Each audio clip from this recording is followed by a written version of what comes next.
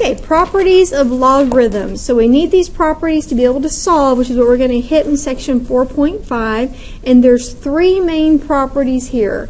And you know, you're going to apply these so much that you're going to have these memorized just by simply doing your homework. So three properties. The first one talks about the product property. Well, the product property says that if you have a product of a couple of things being multiplied in the argument of the logarithm, you can write it as two logarithms being added together. So if your argument of your logarithm is a multiplication product, you can expand into the sum of two logarithms. If your argument of your logarithm is a fraction, then you write it as the subtraction of two logarithms. So products become addition, fractions become subtraction. And then the last one is really easy, and we use this one a lot. If you have an exponent in the argument of your logarithm, you can move the exponent to the front of the logarithm very simply, and that's the third one, which they call the power property. So we're going to apply these three properties in examples to expand a logarithm, and then we'll reverse that process and condense it down to a single logarithm. Okay. All right, here we go. So using, it says, the product property, the first one, to write this logarithm as a sum and then simplify if possible. Okay, so this is a product of 2 times x times y. So there are three terms in this product. So we're going to have three logarithms being added together. So this is going to become log base 2 of 2 plus, it's a sum when there's a product, log base 2 of x plus log base 2 of y. So you've taken one logarithm, a single logarithm, and you've expanded into a sum of three logarithms.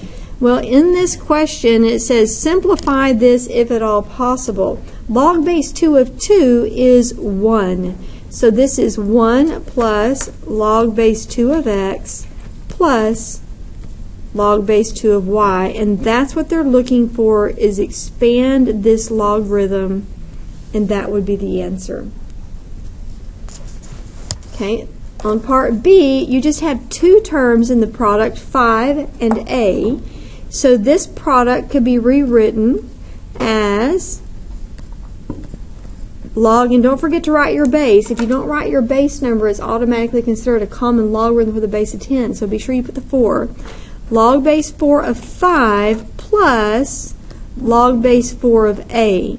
Now you can't simplify log base 4 of 5. It's not a nice easy number like 1. So this is as good as this one gets in the expansion of the logarithm.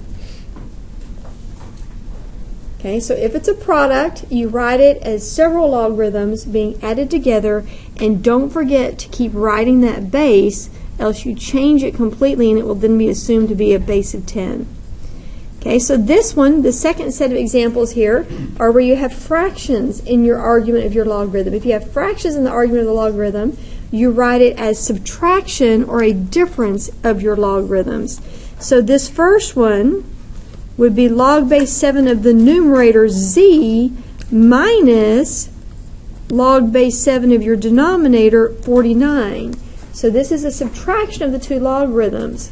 Well, this is a nice one in which we can also simplify this, because the second term, well, the first one is unchanged, but the second term, 7 to the power of 2 is 49, so this is just a 2. So this comes out to be log base 7 of z minus 2.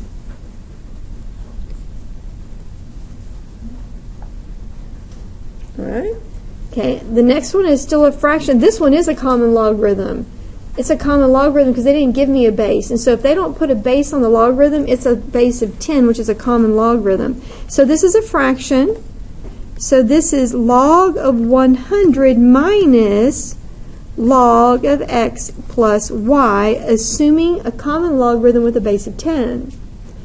Now the second one, if it's x plus y, you can't do anything. If it had been x times y, we could have broken it up. But with it a sum, there's nothing else you can do. But the first one, log of 100, can be evaluated or simplified into a number. What is this number? 2. So this is 2 minus log of x plus y.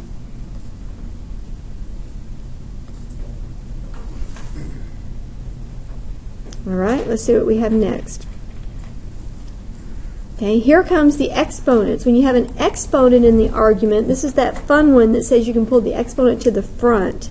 So they had parentheses. I'm not sure why there's parentheses on this one, but this is just log of x to the 5th power. So this property says you can pull the exponent to the front of the logarithm and rewrite this as 5 natural log of x. Now part B, we have a radical here with an index or a root of 5. So this can be rewritten as the natural log of e to the 1/5 power. So the 5th root is the exponent of 1/5. Then using the property, we can pull the exponent to the front of the logarithm. Now, what does the natural log of e equal? It's just 1, right? So this is 1/5 times 1, so this one simplifies to be the number 1/5. So the natural log of e equals 1. So remember, the natural log of e has a base of e. So e to the power of 1 would equal e. And so natural log of e equals 1. All right, part C, which is way over here to the side. Again, you have a radical. So with an index or a root of 3, that makes a fraction a third. So this is log of x squared to the 1/3 power when you remove the radical. Log of x squared to the 1/3 power. So this becomes log, and this is a common logarithm because they didn't give me a different base, of x to the 2/3 power. And now we finally get to apply this property which says you can move the exponent in the front of your logarithm.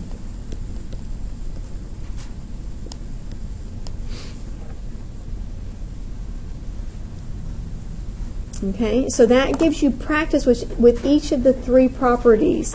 So then what they're going to do is they're going to give you examples in which you can apply randomly those 3 properties.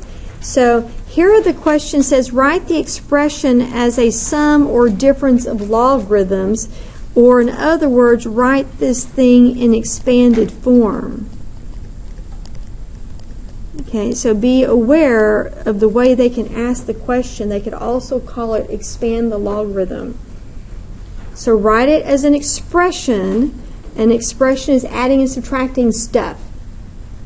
Okay, so here we go. Originally, this is a fraction. This argument is a fraction. So we would begin by saying log base 3 of 5z minus log base 3 of w, because a fraction is rewritten as a difference or a subtraction of logarithms.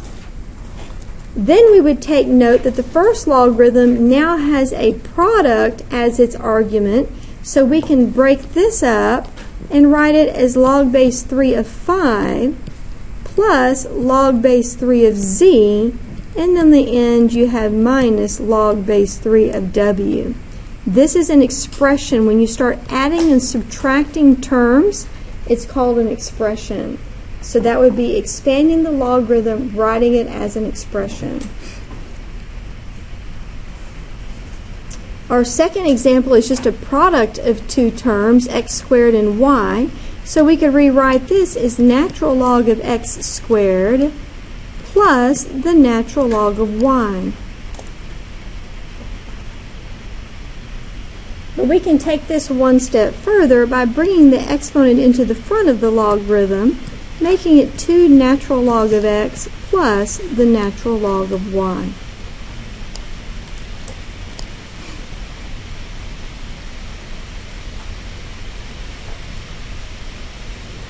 So a fraction is subtraction, a product is addition, and an exponent gets pulled to the front.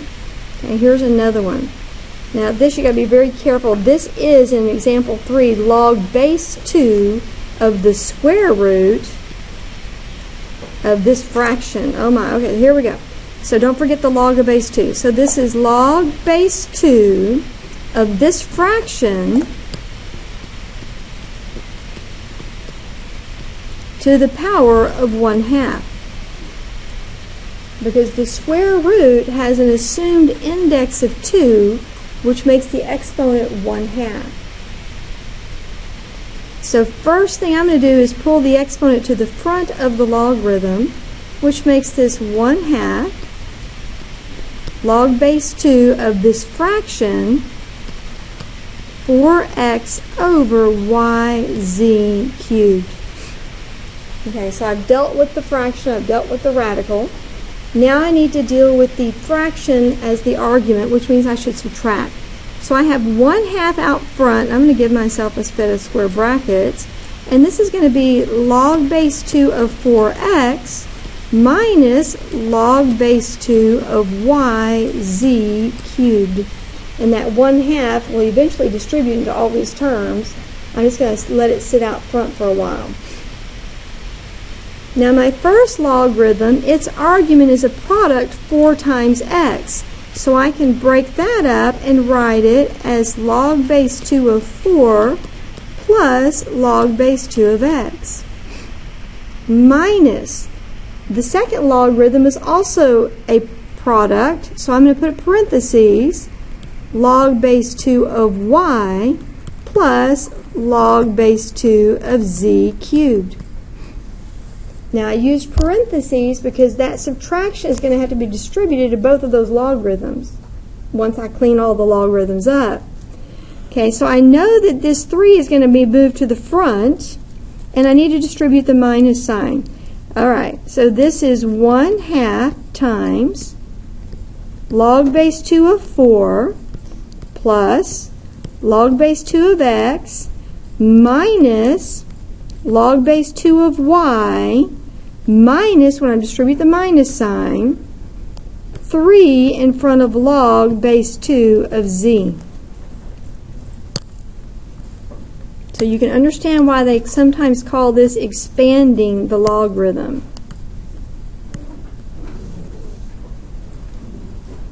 Last but not least, I distribute the 1/2 and it's done. So distribute the 1/2.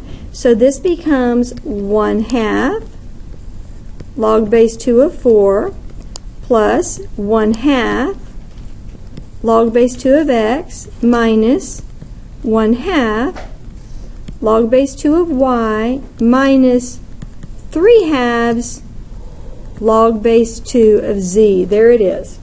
Okay, there it is. That is an expression. It's a sum and difference, addition and subtraction of a bunch of terms. Each one of these terms just happens to be a logarithm. But before I square this off, what could I do? Now that I look at it. Change the first log to 1. There you go. This logarithm is equal to 2 because 2 squared is 4, right?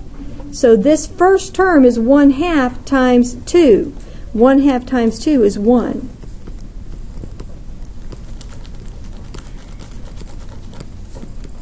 I heard an eraser going crazy because I squared that off too early. Okay, there it is.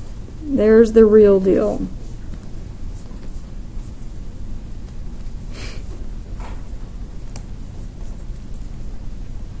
Now be sure your bases of 2 are like under the line on your lined paper that you're writing on.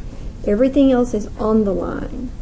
Okay, that base 2 is under the line on your lined notebook paper.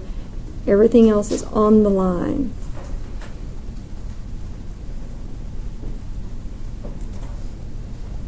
I think that one of the places in this example which we just did where there tends to be a lot of error is not to forget these parentheses when you're subtracting, because you have to remember to distribute the subtraction sign to that expanded logarithm. All right. Oh boy, let's take a look at this one. Okay, here we go. It's a fraction. So we're going to take the log of the top minus the log of the bottom, maintaining that base of 8.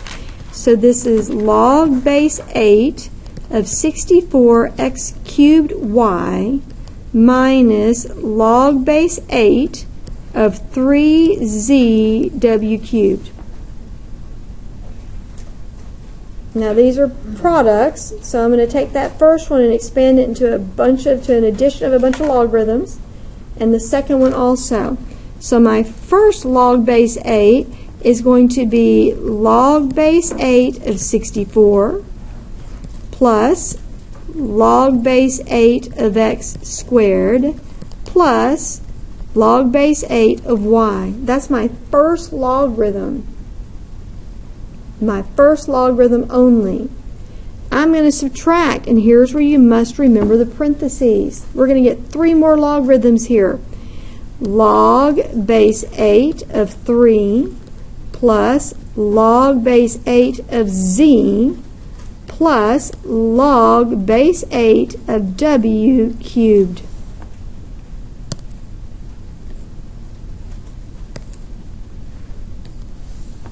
Six logarithms sitting there. And that's a pretty serious expression.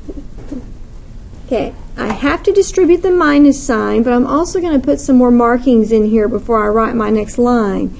This 2 can move to the front, and this 3 can move to the front of the logarithm. And what is log base 8 of 64? 2, because 8 to the power of 2 equals 64. So this is 2 plus 2 log base 8 of x plus log base 8 of y minus log base 8 of 3 minus log base 8 of z minus 3 log base 8 of w. And I think that's it.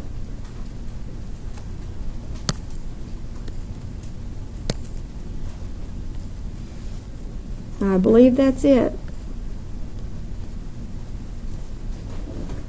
So as you can see, those 3 properties, I don't think you're going to have to memorize them. I think that you're going to apply them enough that it becomes very natural to just use them without having to actually memorize them. Okay, so what's next? Here we go. Write the logarithm as a single logarithm. This is a typical question. Single means one logarithm. They're going to give you more than one, and you figure out how to manipulate it using these properties to write it as one and only one logarithm. Okay, so writing as a single logarithm. Okay, so we have a logarithm minus a logarithm. Subtraction means it was originally a fraction. So this is going to become one logarithm, a common logarithm base 10, of the 4x minus 3 over x. It is a single logarithm. Now, can I cancel those x's? No. Cannot do that. Okay, you cannot cancel those x's because really the numerator is a binomial and the denominator is a monomial, and you cannot cancel unless they're the same type of polynomial. You can't take part of a binomial. All right, so there is your single logarithm, one logarithm. So you're going to collect them all or condense them all now into one logarithm. Okay, the second one, number 2, the first thing you need to do is push the 4 up and make it an exponent before you then write it as a logarithm of a product. So this is log base 2 of z plus log base 2 of y to the power of 4. So after you've pushed the exponent up, or the coefficient up into the exponent of the argument of the logarithm, now this sum can be rewritten as one logarithm of a product z y to the 4. This is a singular one logarithm. So the opposite of what we were doing before, we're reversing the process now.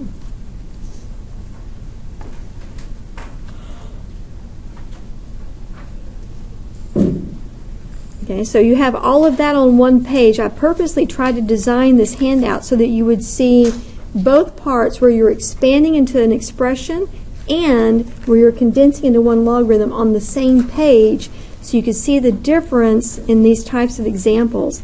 So we're going to continue to write as a single logarithm, but I'm glad that that last page had both of them on the same page so you could compare. All right, so the natural logarithms have the same rules, or apply the same properties, because the natural logarithm is just a logarithm base e. So let's see what we can do on number 3. Okay, the first thing you want to do is push any coefficient up as an exponent. So this was the natural log of x cubed plus the natural log of x minus 2 minus the natural log of 5. Now, the first two are a product, become a product, and you want to do this from left to right. So this becomes the natural log of x cubed times x minus 2 minus the natural log of 5. Now you have a subtraction, so you can pull those into one logarithm, one natural logarithm, by writing it as a fraction, with the numerator being x cubed times x minus 2 and the denominator being 5, and this is now one singular logarithm.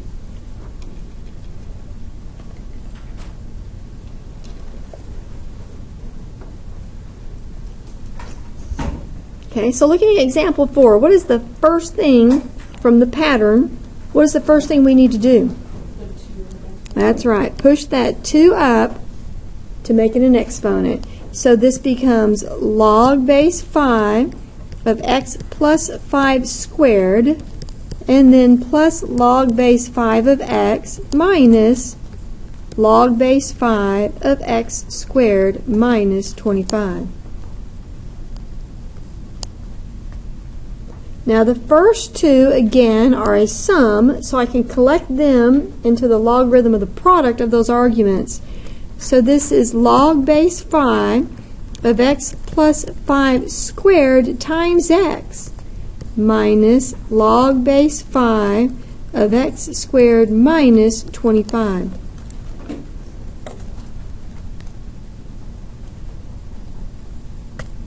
Now the focus is on this big subtraction right here between them, which means you can now write this as a fraction. So this becomes log base 5, I like the x in the front, of x times x plus 5 squared over x squared minus 25. Now those bases, I haven't said this, but the bases have to be the same to pull them together into a single logarithm. Now at this point I can simplify this a little bit, just the fraction. I'm not altering the logarithm, but the argument of this logarithm can simplify, because the numerator is x times x plus 5 times x plus 5, and x squared minus 25 factors into x plus 5 times x minus 5.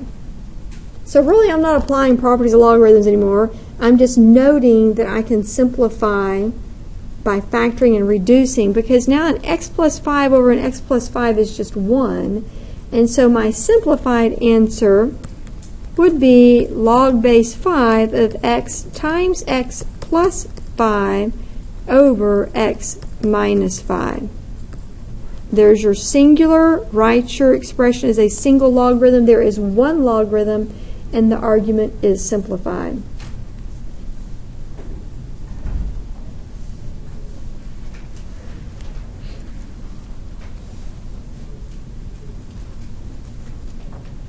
Okay. Examples of evaluating. Remember, to evaluate something means your answer is a number. And this is a pretty common question. They're going to give me some information. They say, hey, if you have log base b of 2, let it equal this 0.307. If you have a log base b of 3, let it be 0.6826. If you have log base b of 7, just let it be 1.2091, and then go down and answer these questions. Okay. So in other words, I've got this 21 sitting here. I have no clue what to do with it. But they've given me what log base 3 is and what log base 7 is. And I know that 21 can be rewritten as 7 times 3, which gives me a log base b of 7 and a log base b of 3. So you're going to go in here and kind of play around until you can get a log base b of 7, log base b of 3, or log base b of 2 to come up with some values here. All right, so what can I do with this? Well, by my properties, this is log base b of 7 plus log base b of 3. And now just use what they told me, which is log base b of 7 is approximately 1.2091, and log base b of 3 is approximately 6826. And if I add those numbers together, which I did not bring my calculator. Okay, give me a second. I hope my calculator's not dead because he was complaining last week about battery being low. Let me see what I can do with it. Oh yeah, I think it'll let me work. Okay. It says if I don't charge it soon, I'm going to lose my memory on it. Okay, so I'm just going to put these decimal values in. So we have a result which would be 1.8917. Okay, so the goal is to figure out how to make that argument into either a 2, a 3, or a 7. Okay, so number 2, we have a 9. I need that 9 to turn somehow into a 2, a 3, or a 7. What do y'all suggest we do? Do it with the 3. So this is 3 squared, right? Okay. Now your property says just pull that 2 out front. So this becomes 2 log base b of 3. So now we're good. We've definitely got this conquered. So this is 2 times what in the world is log base b of 3? They told me use 0.6826. So let's take that 0.6826 and multiply it by 2 and get a 1.3652 when I evaluate.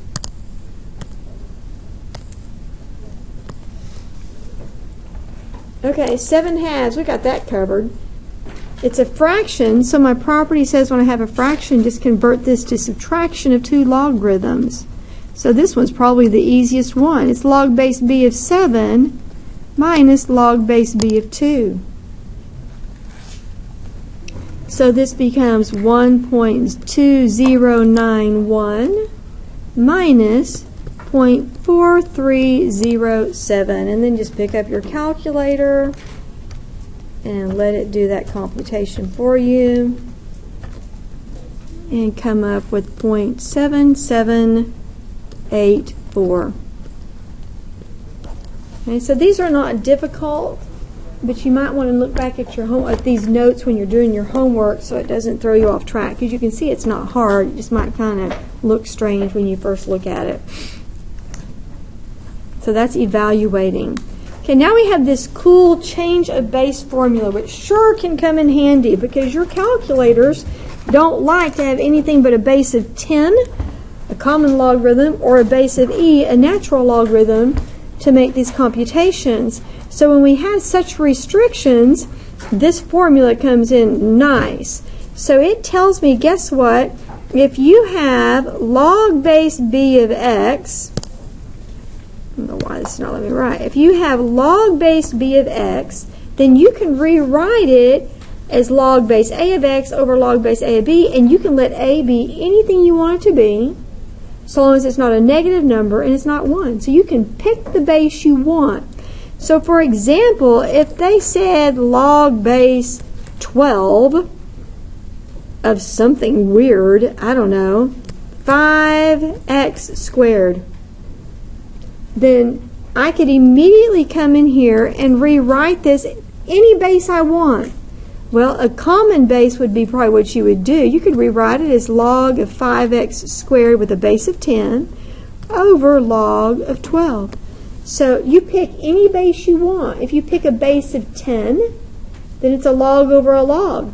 If you pick a base of e, because you have the freedom to pick whatever you want, then this could be a natural log over a natural log. So this says pick the base, whatever base you want, in order to be able to make computations in your calculator.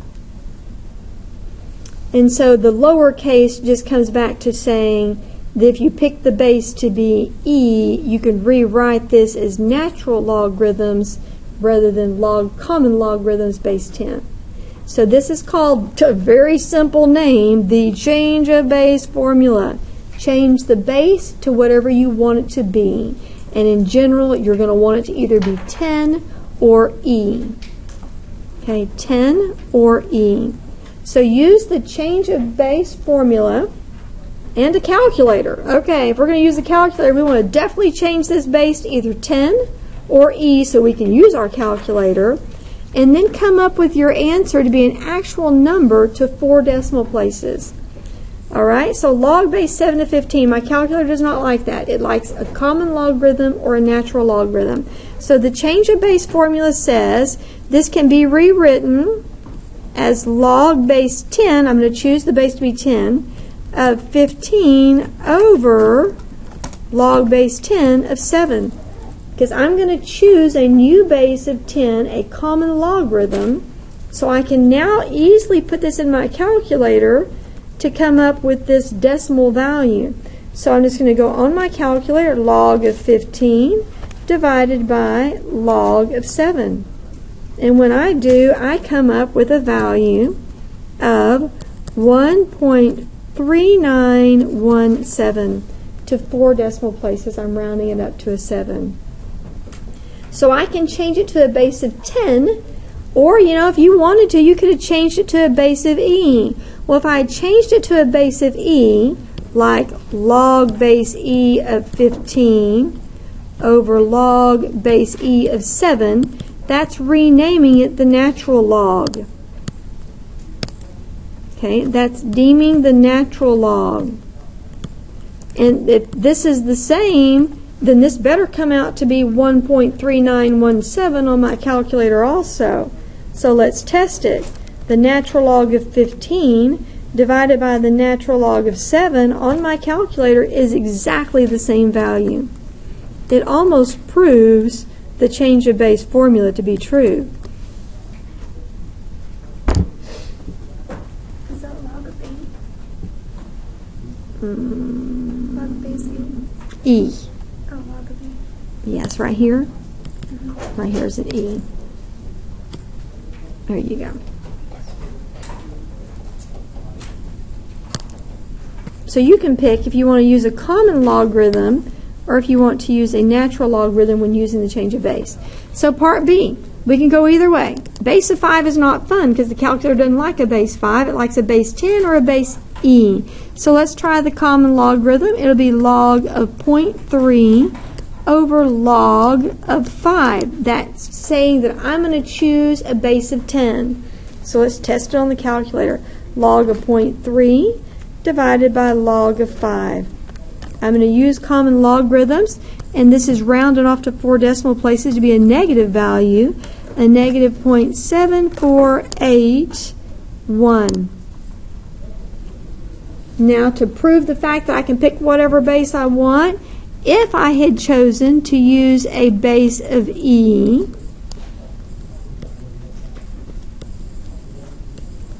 then this is the same thing as the natural log of 0.3 over the natural log of 5. That better still be that negative 0.7481. Okay, natural log of 0.3 divided by the natural log of 5.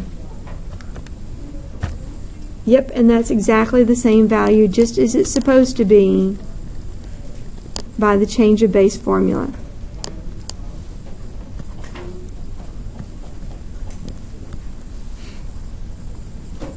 Okay, so we are learning heavily how to use these properties, how to expand a logarithm, write it as an expression, how to condense it, write it as a single logarithm, and then how to also use the change of base formula, prepping us for our next section in which we will be solving equations.